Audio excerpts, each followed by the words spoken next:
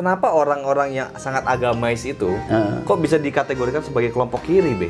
Enggak, karena memang perjuangannya kiri. Ya dia anti kepada kapitalisme, anti pada kemapanan, establishment. Tapi kalau ada yang banyak istrinya, Be, yang berjuang tapi istrinya banyak katanya biar nggak stres, atau gimana? Ya itu nggak revolusioner.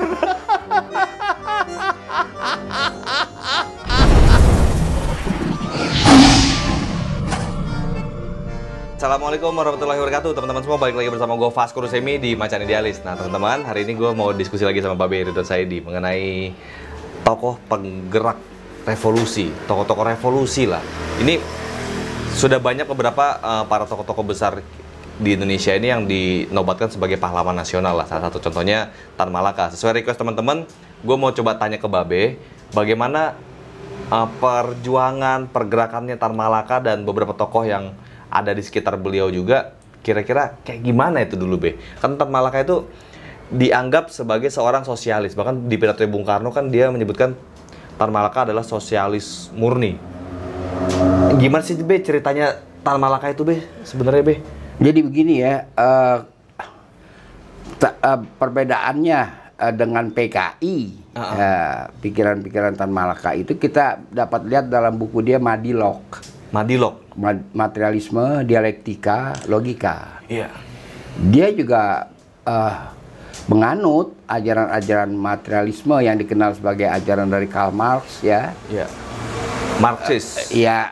Lalu dia juga berpikir dialektik. Oke. Dialektika sejarah. Tetapi dia pakai logika gitu, bedanya di situ. Kalau di kalangan komunis itu ajaran-ajaran itu menjadi doktrin. Dia logika. Itu perbedaan yang nyata. Kemudian itu kita melihat kelompok ini itu sebenarnya sangat minoritas, kelompok Tan Malaka kan, nggak banyak. Terbanyak paling-paling kemudian hari setelah merdeka bergabunglah mereka di dalam Partai Murba. Murba, Be, ya? Ya Murba kan kalau apa namanya konsep idola dari Marxisme-Leninisme adalah proletar. Oke. Kalau PNI zaman Bung Karno adalah marhen, ya kan?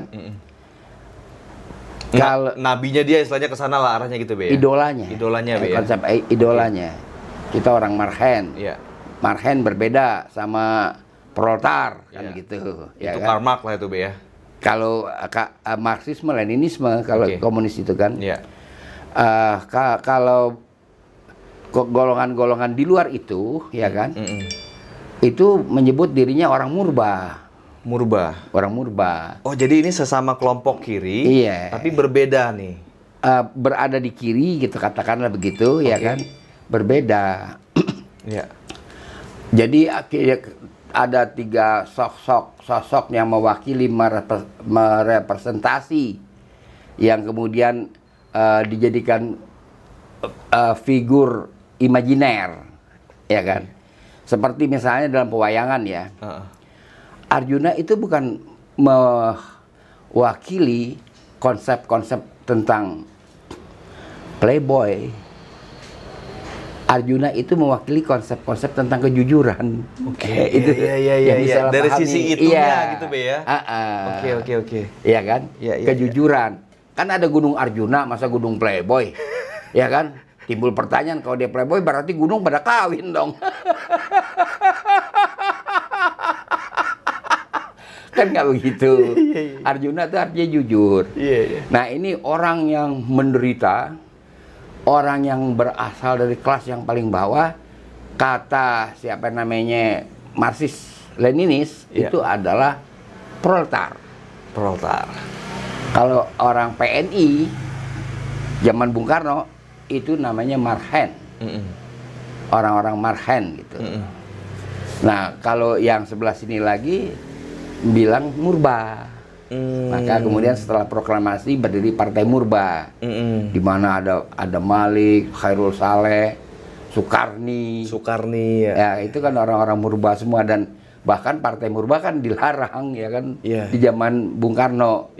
Kenapa, Be, dilarang, ya, Be? Itu hasut PKI, ya kan, karena begini, itu waktu ada seri tulisan Sayuti Melik yang dianggap orang murba juga. Sayuti Melik tuh bikin tulisan apa namanya belajar memahami Soekarnoisme. Tulisan itu dikutip oleh 17 media kurang lebih. Nah 17 media itu membuat asosiasi namanya Badan Pembina Soekarnoisme, kan gitu. PKI bilang ini orang murba semua, gitu. Dengan Soekarnoisme mereka mau menerkam Soekarno, kan begitu. Akhirnya dibubarkan oleh Pak Karno. Tapi Orde Baru merehab. Ya kan, Bung Adam lah tokohnya kemudian itu. Adam kan. Malik. Adam Malik.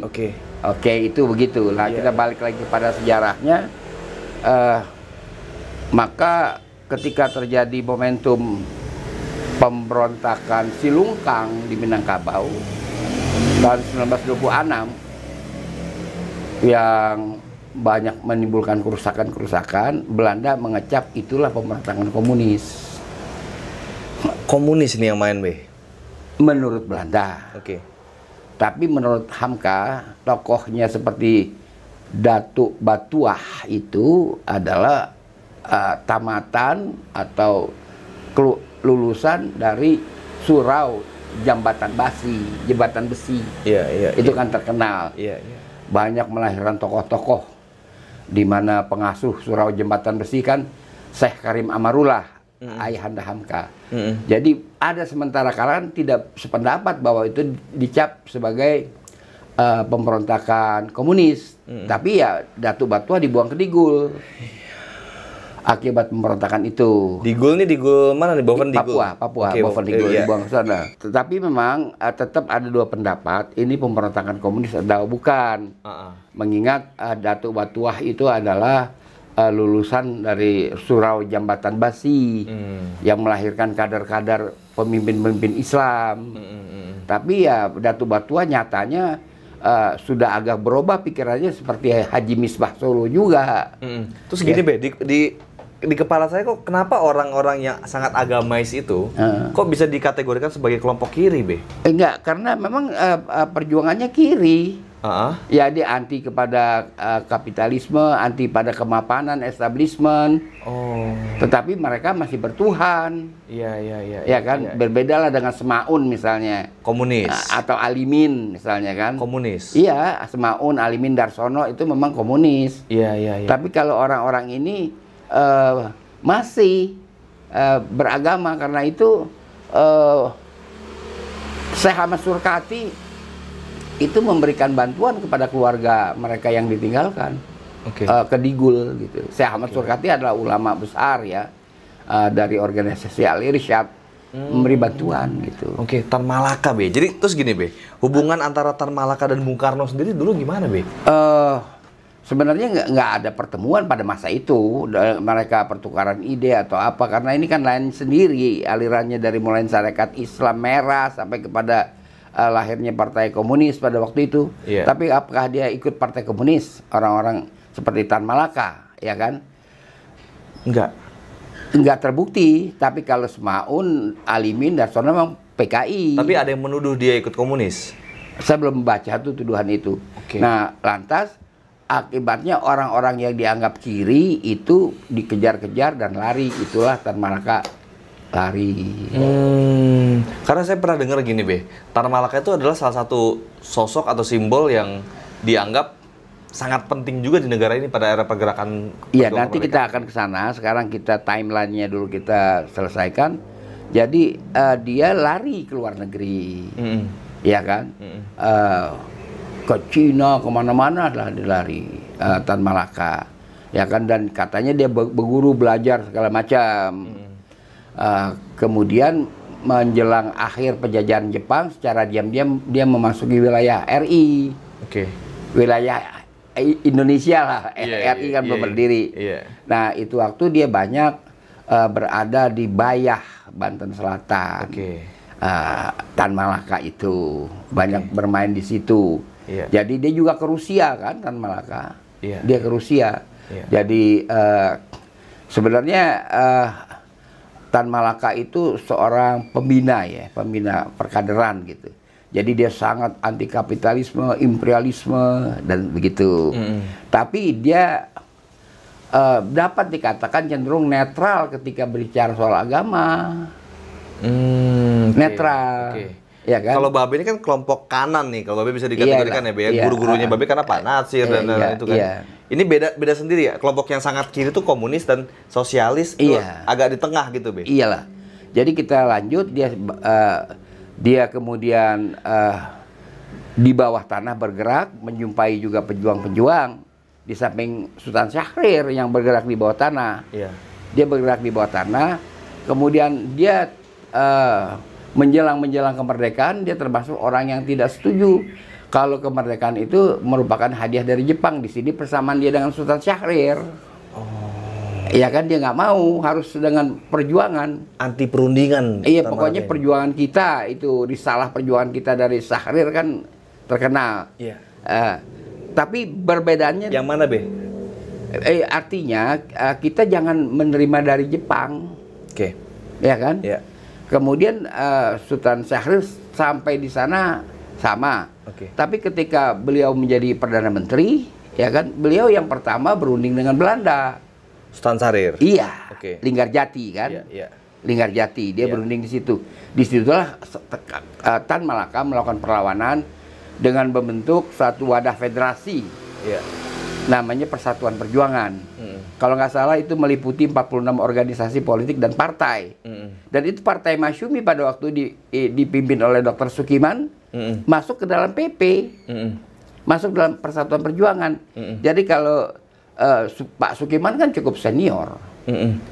Cukup senior kan. Mungkin lebih tua dari Tan Malaka. Kalau dia tahu komunis, ngapain dia bawa Masyumi ikut PP? Kan kira-kira logika sederhananya begitu. Nah, terus dia melakukan oposisi terhadap politik perundingan. Tan Malaka itu, ya kan, nggak setuju berunding. Masyumi belah dua, ya karena dia nggak setuju berunding, ada yang setuju berunding. Akhirnya Pak Kiman kalah oleh Pak Natsir kan, pengaruh Pak Natsir lebih besar perundingan. Nah, lalu tragedinya Tan Malaka dianggap terlibat dalam Madiun kan, oleh karena itu dia dibantai. Gitulah akhir dari cerita dia di situ. Walaupun apakah betul itu beliau itu terlibat dalam Madiun? Tidak ada keterangan yang membantah, tidak ada keterangan yang membenarkan, kan begitu. Iya kan. Pokoknya zaman itu kok, ya kan. Kalau ada kita katakan awas mata-mata musuh, itu udah cukup jadi alasan untuk godot leher orang. Kita mesti mengerti itu situasi revolusi. Itu ya. Situasi revolusi. Jadi nggak usah diolah dalam seminar atau Zoom webinar, ya kan? Nggak usah. Ya kan? Dia tuh terlibat Madiun, dia itu ini, dia itu begitu, itu zaman.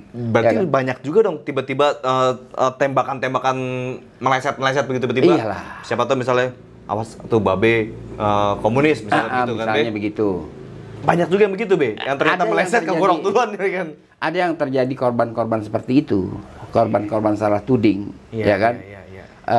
Karena kondisi lagi genting waktu itu, Be, ya. Ya bagaimana misalnya Ali Bejenet, ya kan, seorang pedagang terkenal juga membantu RI dan juga menjadi anggota DPRD pertama, ya kan. Lalu Kusni Kasdut merasa pejuang sejati, ya kan. Dia tembak Ali Bejenet, ya kan. Lalu dia buron, kemudian dia jadi perampok, Kusni Kasdutnya. Tapi kenapa bunuh Ali Bejenet? Dianggap dia berkompromi dengan pemerintah pendudukan Belanda, kan begitu. Jadi itu waktu semudah itu saja terjadi. Karena sangat kritis kondisi, Be. Jadi kita balik lagi cerita Tan Malaka. Jadi sebenarnya kita tidak bisa menyalahkan begitu saja apa yang dilakukan oleh Syahrir. Ya kan. Kalau diikuti jalan Tan Malaka, saya dengar cerita Pak Rum ya. Dia tidak bisa membayangkan kapan kita mendapatkan yurisdiksi Indonesia. Kalau itu terus lakukan. Sebab kemerdekaan itu harus diakui. Kunci itu dipegang oleh Inggris, Amerika sebagai pemenang Perang Dunia Kedua. Ya kan? Mau nggak mau. Nah, disitulah Soekarno yang rada-rada miring-miring ke Tan Malaka juga, ya kan? Miring ke pikiran-pikiran Tan Malaka. Ya akhirnya mau menerima Linggarjati, menerima Rianville, kemudian menuju KMB. Itu yang terjadi. Jadi istilahnya itu waktu ada golongan kooperatif, dan ada non kooperatif gitu. Kalau seandainya tanpa perundingan, emang langkah apa yang akan dituju, dicita-citakan sama mereka-mereka ini, Be? Jadi itu waktu kan Tan Malaka tergoda oleh Long March Mao Zedong. Oke. Oh, ada kaitannya juga sosialis Iya dengan Mao iyalah, Zedong? kan dia juga pernah lama di RRC dalam pelariannya. Long March Mao Zedong, ya kan? Orang yang berpengaruh tapi tidak pandai, ya kan? Yang pandai katanya Chou En-lai yang kemudian diangkat sebagai Menlu. Lalu juga bini mudanya?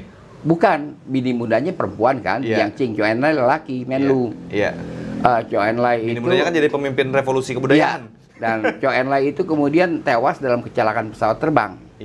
Kita ada spekulasi bahwa memang dia dijatuhkan, gitu ya.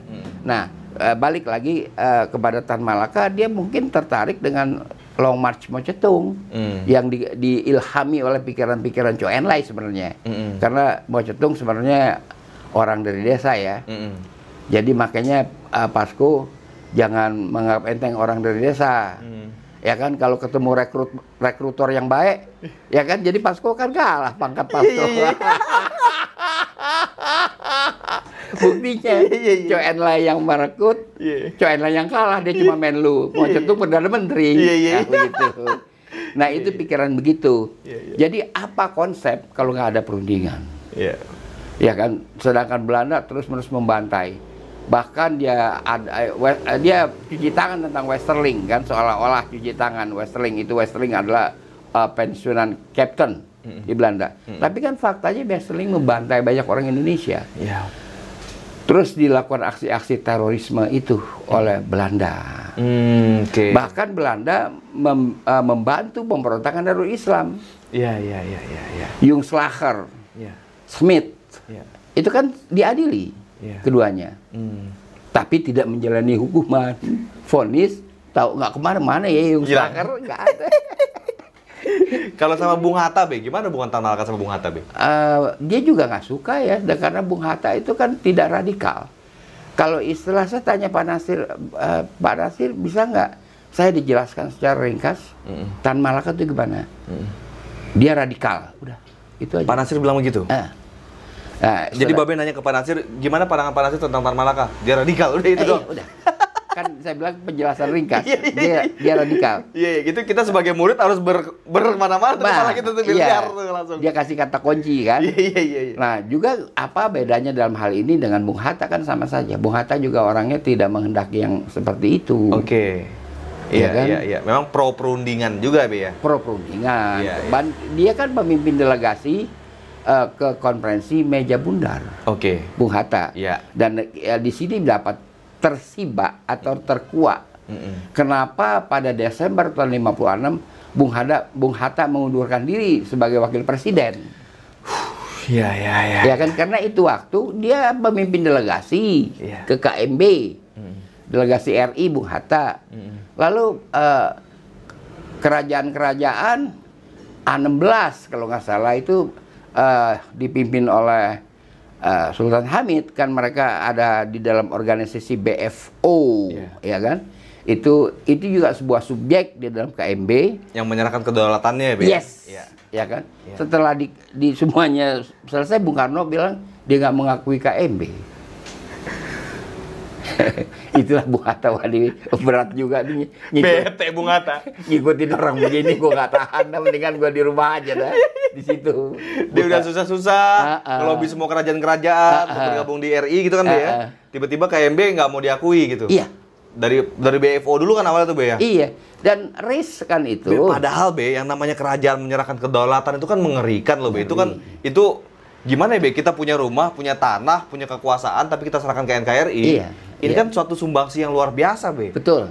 Di luar emas-emas yang itu mah katanya dongeng semangat lah ya. Kita bicara sejarah. Kita bicara sejarah kan. Nanti terlalu panjang kalau bahasa Mas, saya ingin mengatakan itu dongeng lah. Dongeng. Yang terbesar adalah mereka menyerahkan kedaulatannya demi terbentuknya Republik Indonesia. Kan begitu. Jadi itu sosoknya itu Sultan Hamid, Bung Hatta, Pak Nasir, iya. Yang melobi semua iya. Setelah KMB itu Desember 49 pusat pemerintahan udah ke Jakarta, Bung Karno sendiri yang menemui Pak Nasir mengatakan sekarang tugas kenegaraan saya limpahkan kepada Anda. Karena kita menjalankan undang-undang sementara tahun 50 di mana kepala negara itu simbol saja. Lalu eksekusi kenegaraan di tangan Perdana Menteri. Jadi waktu Pak Nasir memberikan mandat, Pak Karno memberikan mandat kepada Pak Nasir, kalimatnya adalah sekarang saya serahkan kekuasaan negara kepada saudara. Iya. Jadi Babe ini ngeri ya, Be.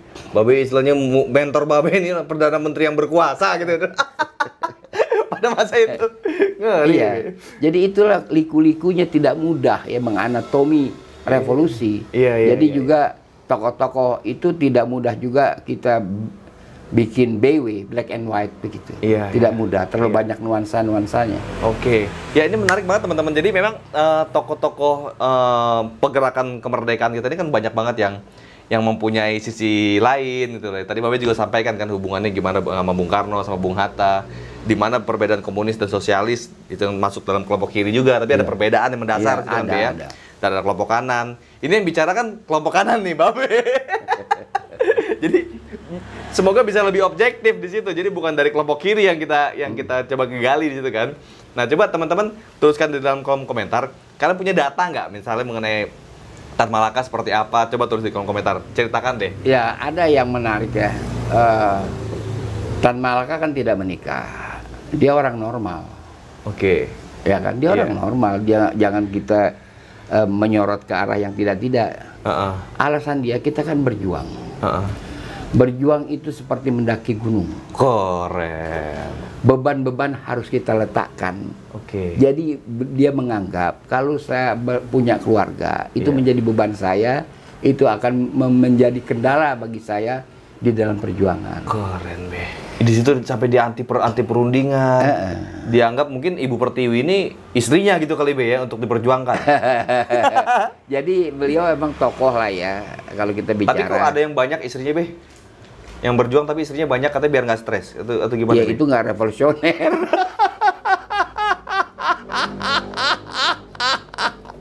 Iya. Tapi mungkin di kepala dia beda, Be. Jadi biar kita nggak stres berjuang, dia harus banyak istri juga untuk melestarikan keturunan juga, mudah-mudahan jadi presiden juga gitu. Oh gitu. Mesti bertahap dong. Ya kan? Walkot dulu. Gubernur dulu. Nah, coba teman-teman tuliskan di kolom komentar bagaimana tanggapan kalian mengenai diskusi kita kali ini. Semoga ini bermanfaat.